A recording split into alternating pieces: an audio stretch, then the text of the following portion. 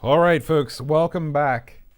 It was a task and a half that required me to restart my machine, do some other random nonsense. But after all that, we have sound output and we have video output in the best way we know how.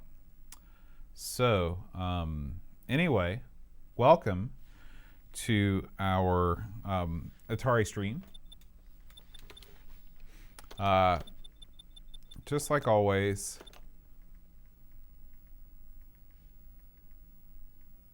is that my Spectrum?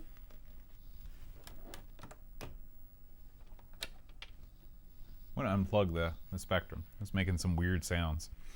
Hey, free lunch. Hey, Michael. Yeah, we are back and ready for action. So get ready for action. I do want to tweak just a little bit the video here. I think it's just a bit undersaturated.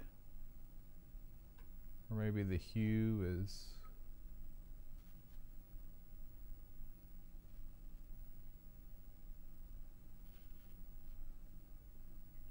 I think we want it to be about right there. And maybe bring the contrast up just a bit. Just trying to get this looking as good as I can for you guys. Action-packed action is the name of the game.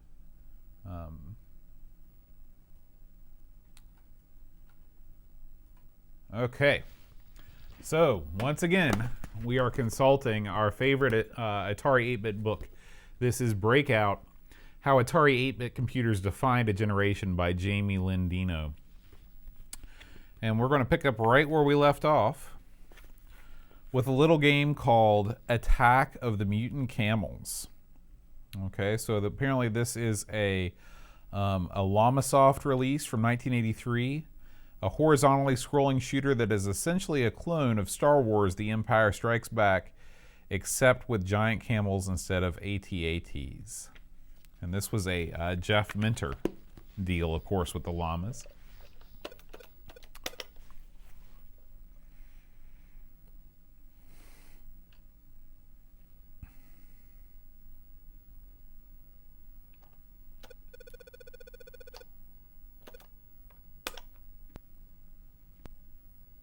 Ooh, looks cool.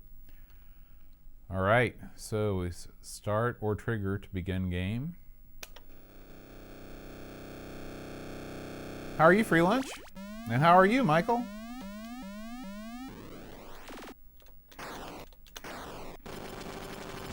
Okay. This is not what I was expecting. This is like a centipede type thing. Weird.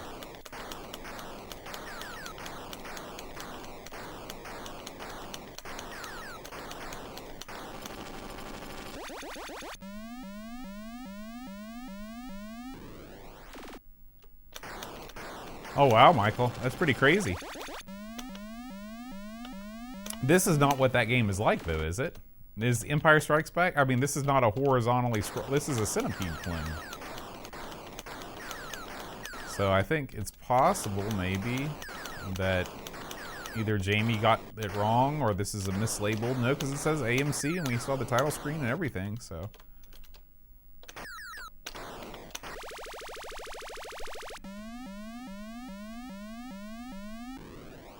Zone cleared.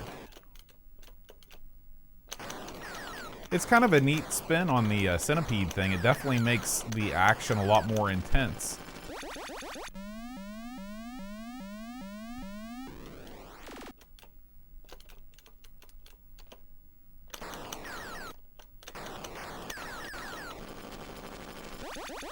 And difficult. It's down to the last ship. Yeah, that's what I was thinking, Michael. Hey, Picard. We are back. That's right. Geez, you know, you can't even concentrate on. Yeah, this is Attack of the Mutant Camels.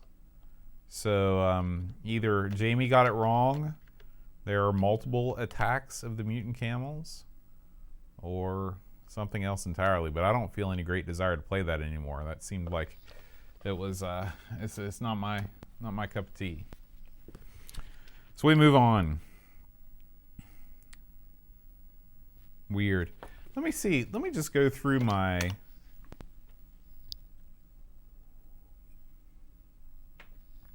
I was going to say, Michael, that maybe that's just maybe it's just something happened when they were dumping the game. I don't know what could have happened, but because that's just the main thing. I'm sure I've got several versions of this.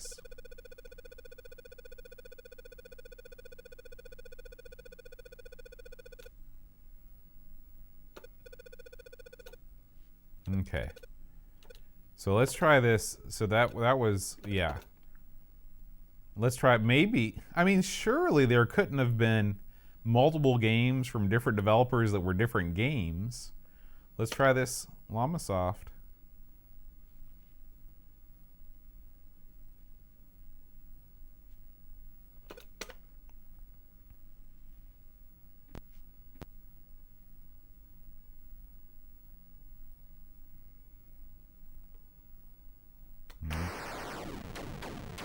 Okay, this is more like it now.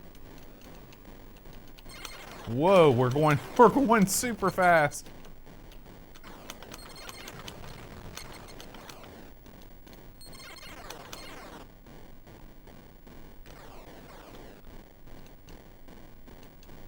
Okay. Yeah, you're right on, Free Lunch. I bet it was something like that.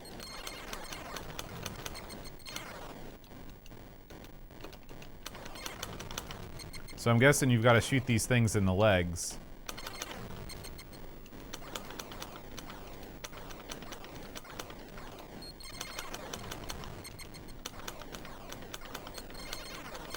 Some pretty impressive kind of 3D scrolling. Jeez. The physics is just insane, though.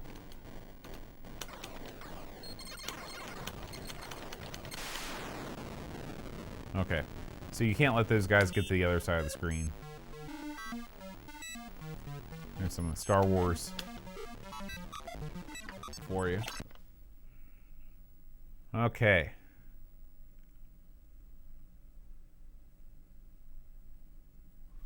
Or if I can change that. All right, maybe let's go to real cool.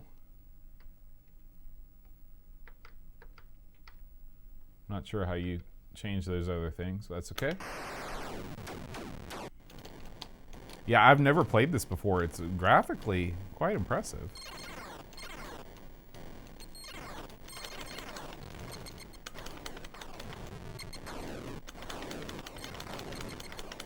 So you can't die by camel.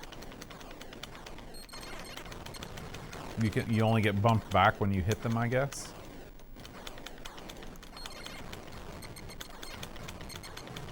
Hey, Pixels. Sunday Night Boatner. That's what they call me. Can I wrap around here? Yeah.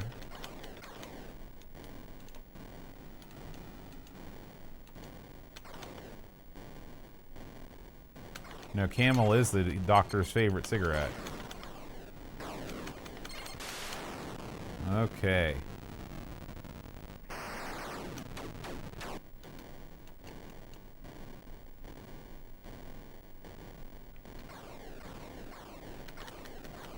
So, you don't appear to fire any faster.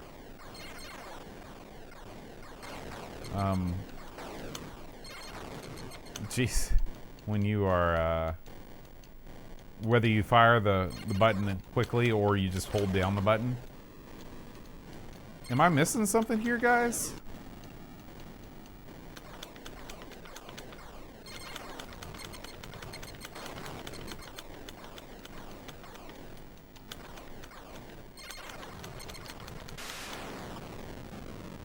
I just don't know.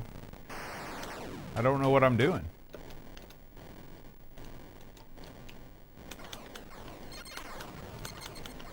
You just kind of do this little number and just fly back and forth like so.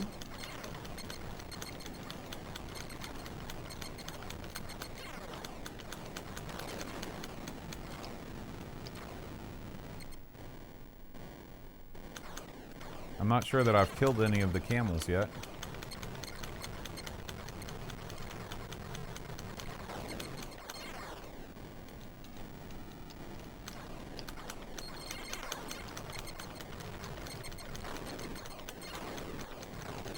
I'm just bouncing. Ah!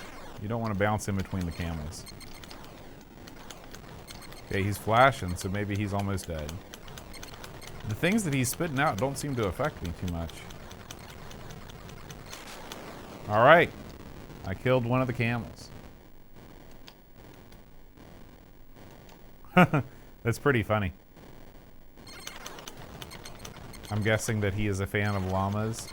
You know, for a while I followed the Napoleon Dynamite page on Facebook, and that's what they were doing. They were actually featuring each of the llamas that appear in the film or something. They were just featuring like a lot of random llamas. I don't really know what that was about, but anyway. Oh, jeez.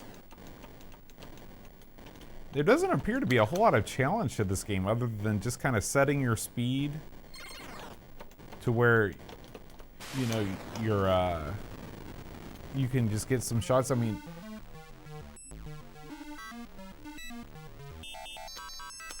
yeah, I don't know. Maybe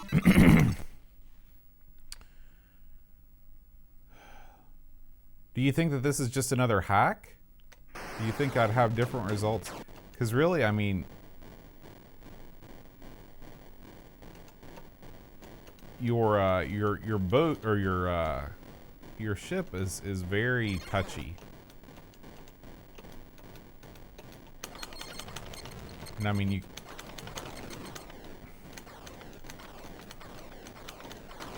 yeah, it's just super touchy, super touchy. So let's try one more attack of the mutant camels just to make sure that that wasn't a bad crack or something.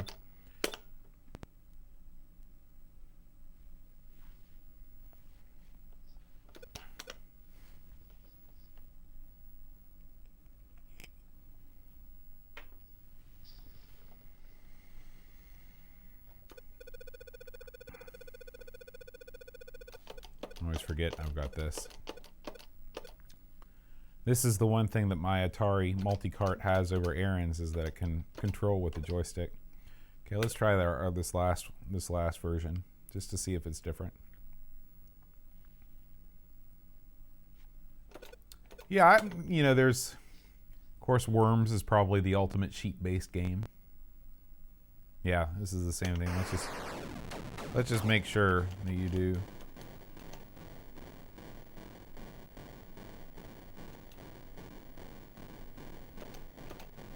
I mean, to me, the best way to do this is to get into range. Oh, jeez. Because what happens is, you know, the camels, I guess, are spitting at you. But they can spit at you from behind. So, and, you know, you just get bumped back. And then, yeah, it's so twitchy and you just start bouncing back and forth like this. Until you die. And then you go flying. So, I don't know. On to the next game. Up next, we have a game called Aztec. Aztec puts you in control of an Indiana Jones type character. This was originally an Apple II release. So maybe this is like a Montezuma's Revenge or something like that. And so, it's interesting. It says the game originally came on disc and required at least 24K. But you would have that if you had bought a 16K Atari 800 and then purchased just one 8K memory module. So, but RAM's not a problem with the 1200 XL. It's locked, cocked, and ready to rock. Just like me.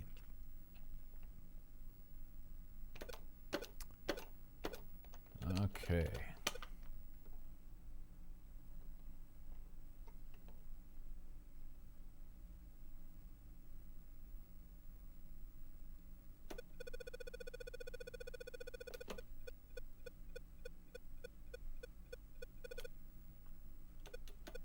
And unfortunately, we will not be playing Aztec because it has not made an appearance on my card here. So, unfortunate, but what can you do? We'll have to have another series where I go back and play all the games that were not preloaded. You know, what I did was I just took the TOSEC games and I just put them all on this card. So, I don't know why Aztec wouldn't be on there. It's part of the first wave of third-party games for the 400 and 800. Weird. Oh, never mind. I've already turned the page here. Yeah, but still, weird. Okay. Now, this one. Here we go. This is a real famous one. Ballblazer. Okay. So this, of course, the most famous port of this was for the 7800, where it actually had a pokey chip on the cart for that famous music.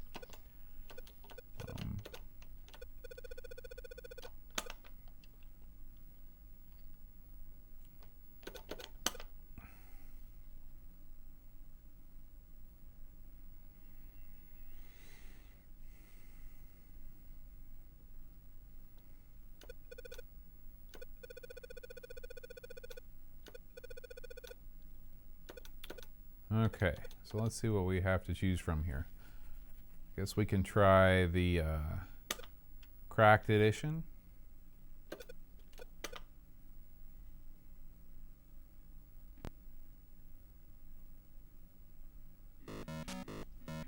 Oh yeah.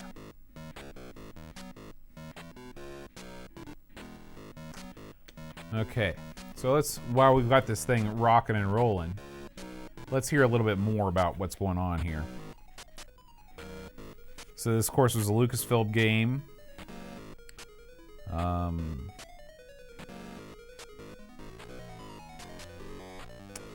You gotta shoot the ball, head to the goal, shoot the ball through it to score a point. All right, here we go.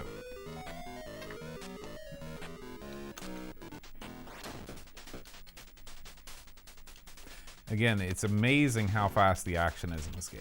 It's so fast. Is that the goal or that's the other guy?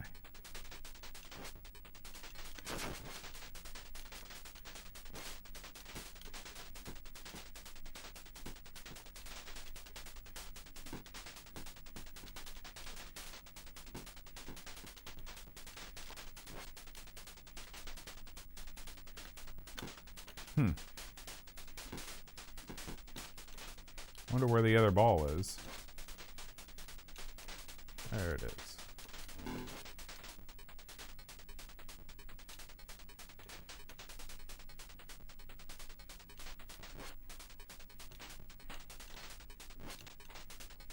Okay, this time we can't miss. Do I just have to, like, can I just drive? Okay.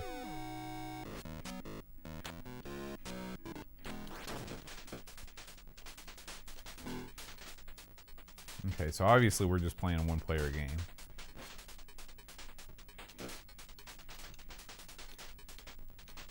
Let's see if I can shoot it here. So you're always kind of drifting to the side. Weirdly. Nope.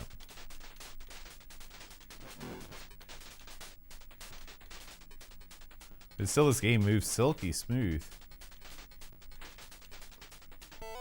Okay, now let's actually set up the game. See if we can set it up to play 2 players. No, that didn't work. Oh, the goal is moving. Okay. That makes sense, Michael. Yeah, I really wish that I could get some deeper blacks out of this. Let me try one more thing, guys. Let me just see if I can go in here into the color correction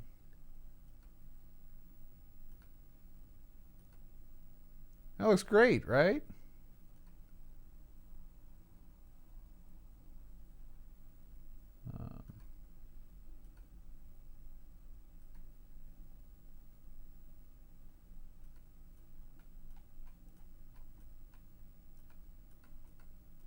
This is just a classic example of me messing around with stuff and making stuff worse.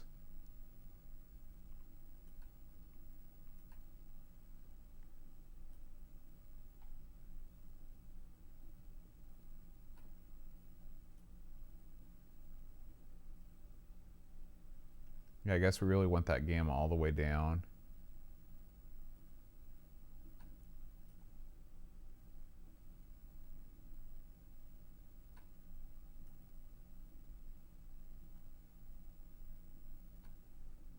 I think that looks a little better.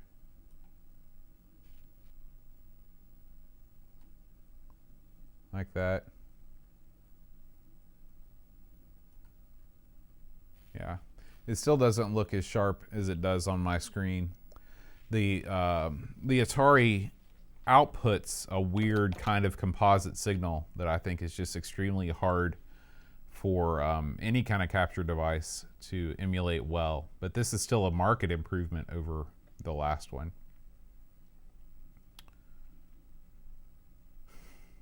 Right, super black. Okay, let's try this Ballblazer again. See if I can hook it up with two players.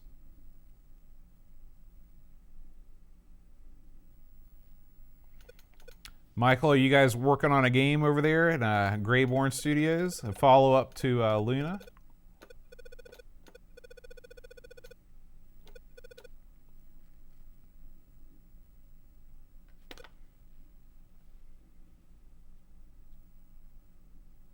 No, I haven't played Hyperbowl. Sounds neat though.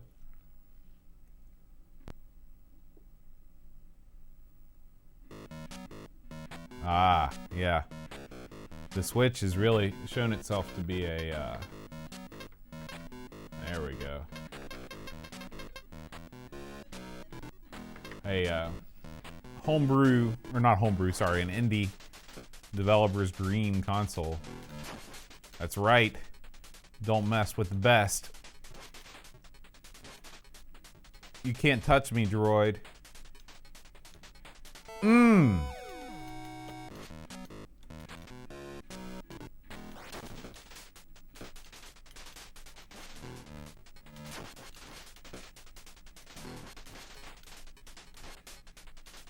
It's amazing, you know, Lucasfilms was on such fire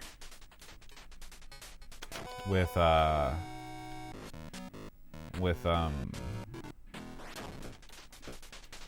Rescue on Fractalus and Ballblazer, and then it's just like they disappeared, and they're just like, well, we're not going to do these types of games anymore. Instead, we're going to make scum games.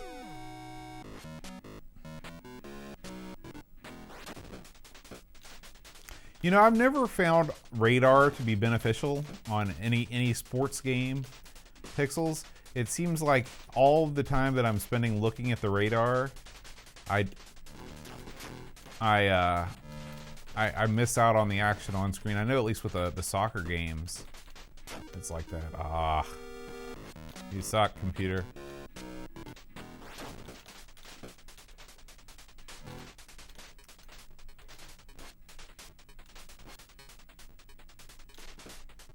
What's my goal at?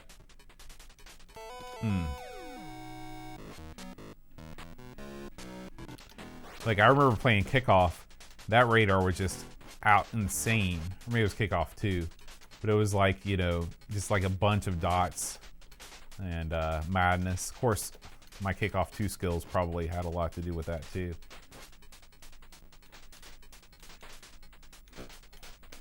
Oh, this one's hard to hit.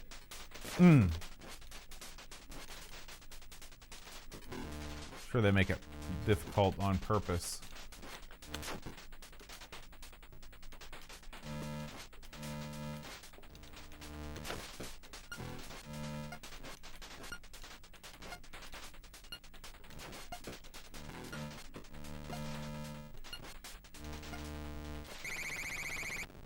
That's it. That's the game. Yeah, very cool. Yeah, the goal's more narrow. I guess the more goals you score, the narrower the goal gets, which is neat. Keeps somebody from running away with it. So yeah, Ballblazer. Great against the computer, a million times greater against a friend, like most multiplayer games. All right, we move on. Next up, we're gonna play Bandits. Okay, Bandits is a vertical space shooter.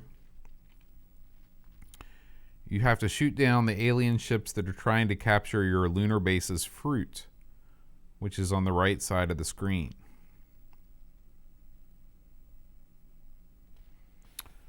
This was a 1982 release.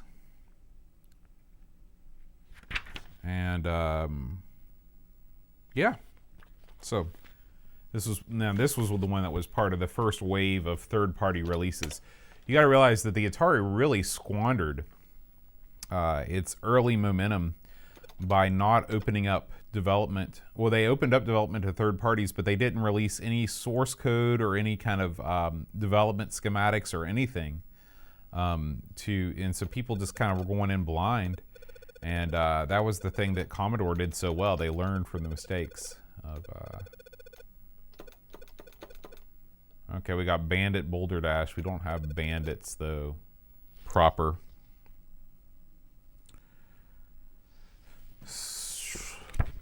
No Bandits. Sorry.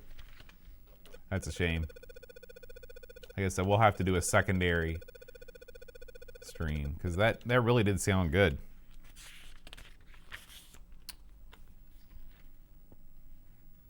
Oh, wow, Pixels. You're practically a regular over there now. Neil was over here in my first stream before I went down in a blaze of glory. BC's Quest for Tires is next. This one, I don't think we've done this one on... I'm pretty sure this got an Amiga port. Though I could be wrong. This is, of course, a very famous game. Programmed by Chuck Benton. And I believe that this is sort of like a Moon Patrol type affair. Well, I didn't make it far.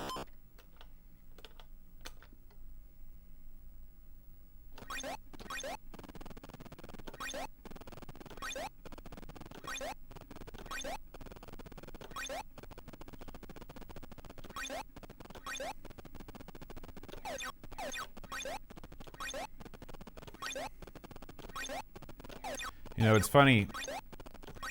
One of my long-term projects is to go back and reread a lot of these 80s comic strips. Your BC, you know, Wizard of Id, Ziggy. Just to, you know, when I was a kid, I used to go to the library and then get the big bound editions, you know. And I just like to see how they hold up.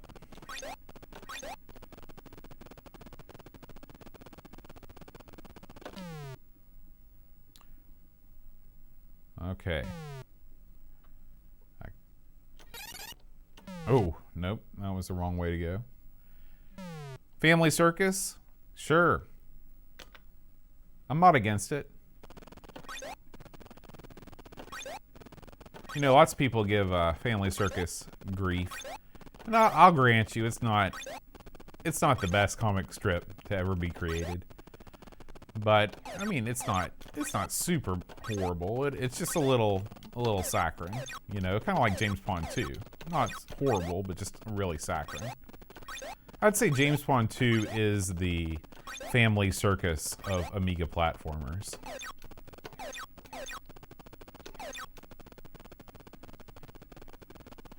All right, this time I got it. Oh, no.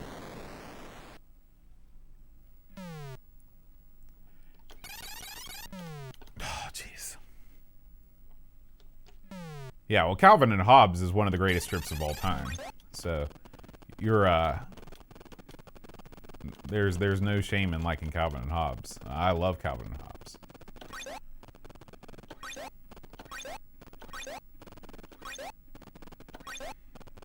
I feel like the majority of my male students at school are Calvin, you know, personified.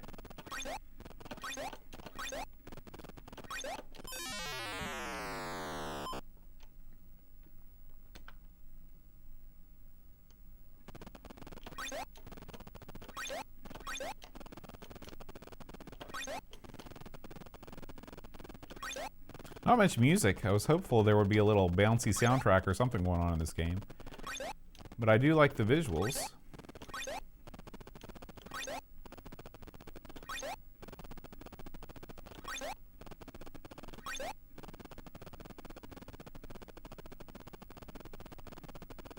Oh boy.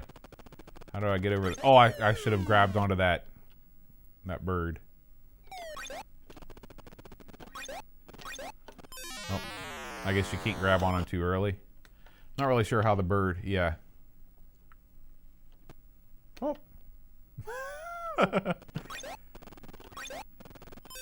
Well. Can I start from scratch? One thing this game really, or one thing this, I wish this multi-cart did was quickly allow you to restart, but a lot of times when you restart, the cart doesn't know what to do. And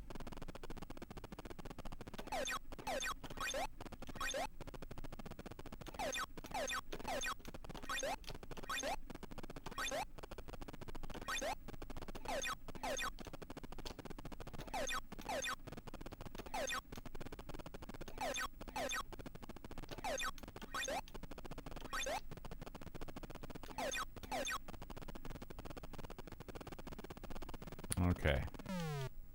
Here we go. Nope.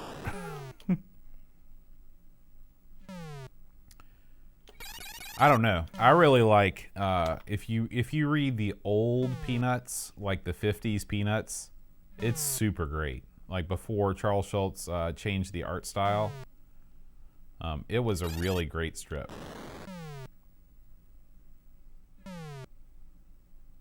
Yeah, and that's the end. So this game is you know, it could have really done with a real title sequence. It could have done with like a game over screen. You know, it's lacking in a lot of ways, but at its core, the gameplay is fine. You know, it's I guess it's an okay way to use the BC license. But anyway, we're done with it now.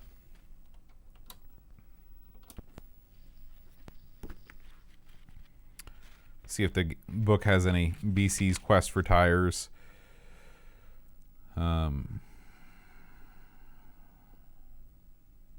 Yeah, there's not much. It says the best known port is probably for the ColecoVision. All right. Oh, this is Breakout. How Atari 8-bit computers defined a generation. This is my favorite book I've ever read on the Atari. Aaron gave this to me for either my birthday or Christmas last year. So I'm going to run to the restroom real quick and we will continue the stream.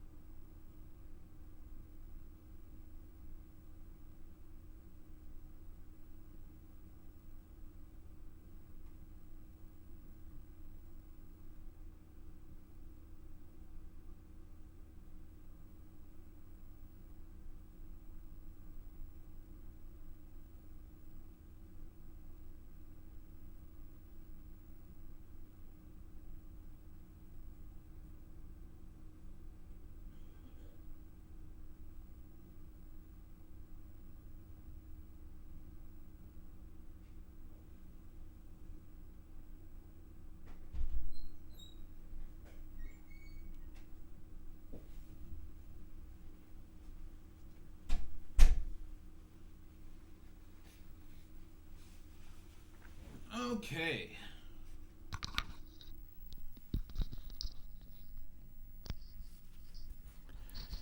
Yeah, if I ever have a wireless mic, I'm sure that will be on my list of humorous anecdotes.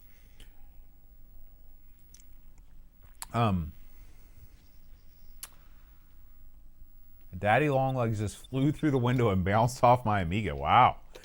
He's a man on a mission. He's a spider on a mission.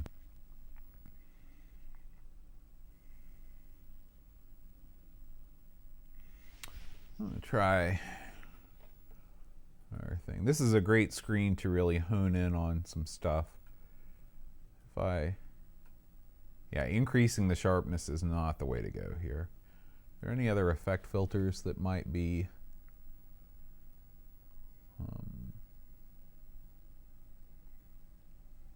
no, not really. None of this stuff is probably... yeah. Looks like this is probably the best we're going to get. How is the old Amiga 600 pixels? Still enjoying it? Up next in our book, we have Berserk. This is a prototype. Never saw an official release. And it says it's also reported the prototype version doesn't work on XL or XE computers. This was only released on the 5200. It's also rumored to be the first game to coincide with the death of a player, an 18-year-old with a reportedly weakened heart, in October 1982. So, sort of an infamous title, Berserk. You need to get yourself one of these, Pixels. The old Monster Mini. I'm telling you, it's freaking fantastic. I really want to play Biker Dave, this game right here. However, I have to like hack the ROM more to get it to work. And by hack the ROM, of course, I have no idea what I mean. So anyway, Berserk.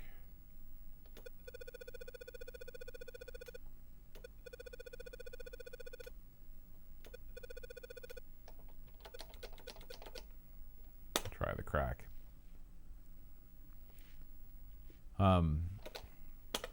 Really, it's so hard for me to play on a joystick that doesn't have micro switches. Now that I've had fun, now that I've been able to experience it, that it will be really hard to go back to a normal, leaf joystick.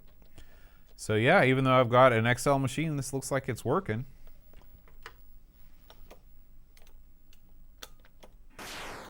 Okay.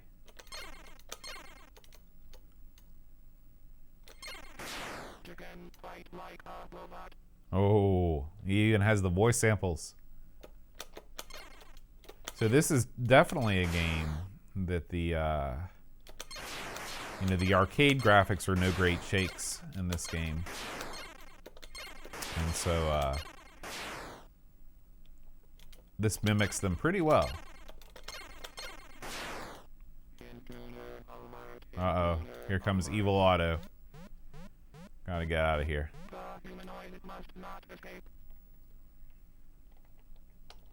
It's crazy to me that Atari never released this. I mean, this would have sold big numbers. I guess Atari was always so confused on whether they wanted to support their computers or their consoles more. And this just fell in that middle period where they were really pushing the 5200, I guess. They wanted to give it a lot of exclusive titles.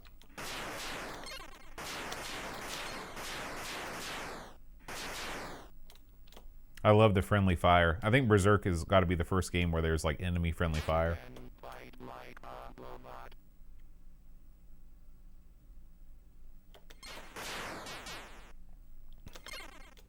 Did you guys ever see a Berserk in the arcades over in Europe? I never saw. The only time I've ever seen a Berserk is in the classic arcades I've been to recently. I never saw one of these growing up. It didn't have the staying power that Donkey Kong or Galaga had.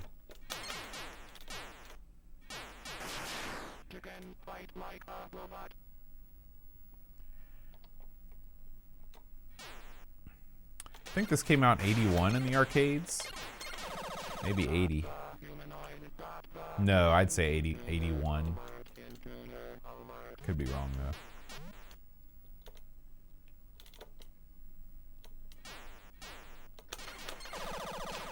Well, that didn't last long.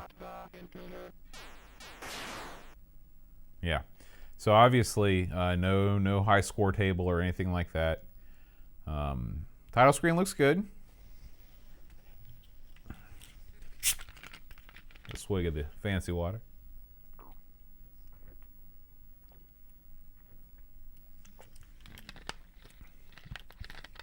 You know, I thought it would take me forever to go through 4 cases of Perrier, but I'm rapidly depleting it.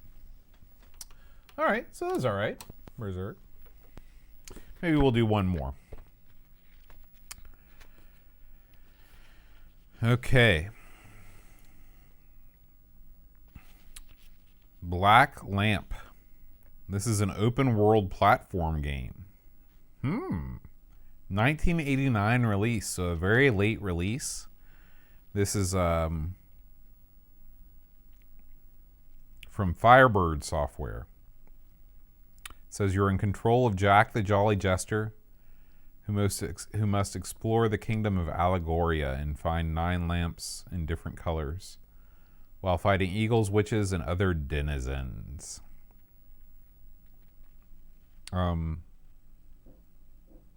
This is interesting. Okay, listen to this, guys. Black Lamp is also notable because it was developed for the 16-bit Atari ST and Amiga first, and then ported to the Atari 8-bit. There's not too many games that are like that. So let's check out Black Lamp.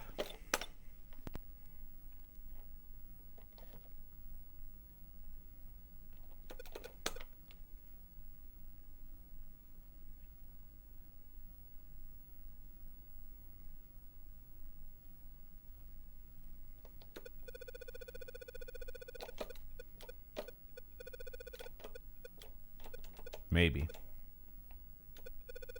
Yeah. Ooh, Black Hole Pinball. I had to check that out just for fun.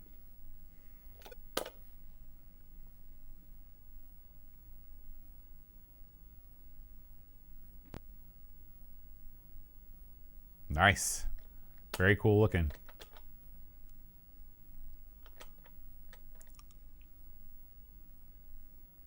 Has anybody played Black Lamp on the Amiga or the Atari ST?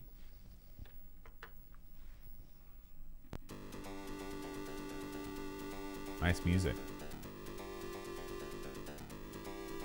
This is really when a lot of the later games use this really heavily stylized font.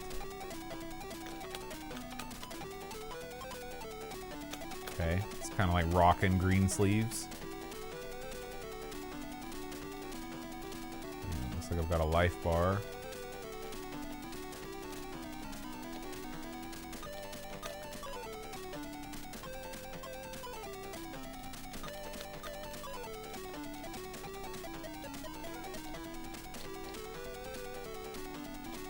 Just imagine the meeting. They're like, what if we had an original soundtrack?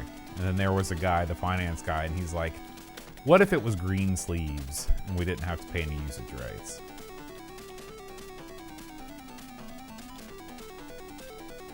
This is a difficult game to control.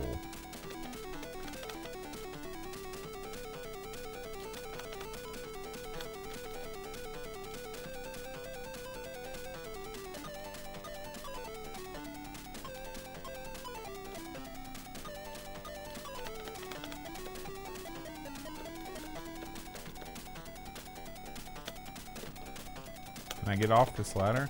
Maybe not. There's some witches.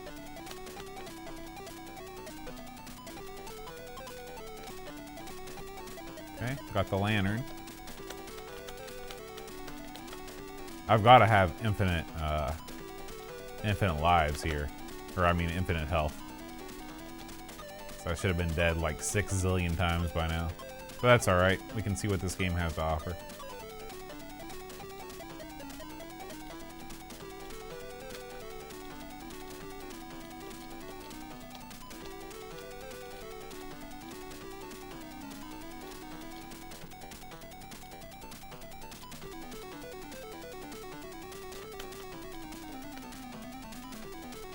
rockin' guitar solo there.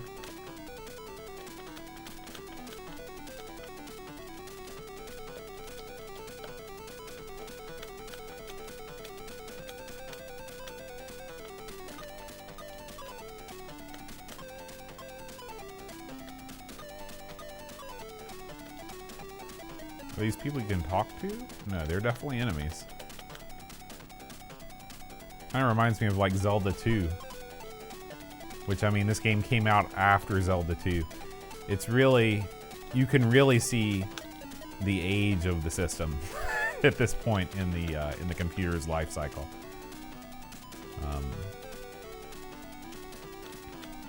But I mean...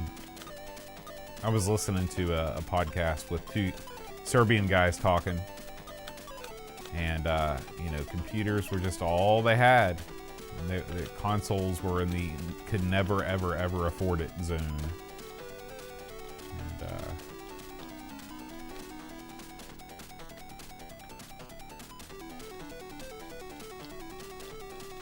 well, okay, so you can go in each one of these things. That's interesting.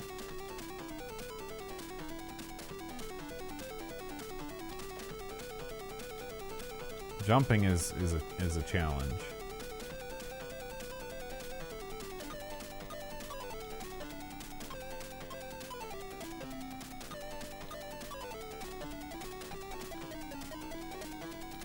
We played some Ballblazer. We played some Attack of the Mutant Camels, Billy. This is Black Lamp.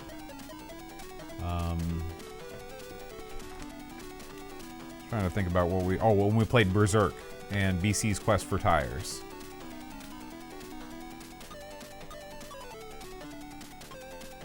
Yeah. So, yeah. That's all we're going to see of Black Lamp. This is... I'm not sure what you're supposed to do.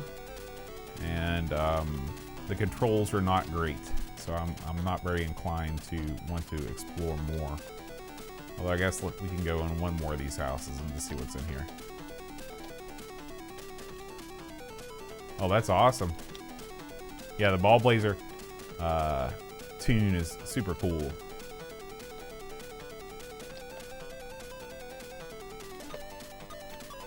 Yeah. All right, well, we're going to go ahead and conclude our stream of our Atari stream for today. But if you just tuned in, do not fear, because coming in about 10 minutes, we are going to do yet another episode of the ranking of Amiga platformers. You won't want to miss it. We're going to do, I think we're going to do Mr. Nuts today. So if you're already here, just stay tuned. I'm going to stop the stream so it can reset, and then we're going to fire up some Amiga action. So see you guys soon.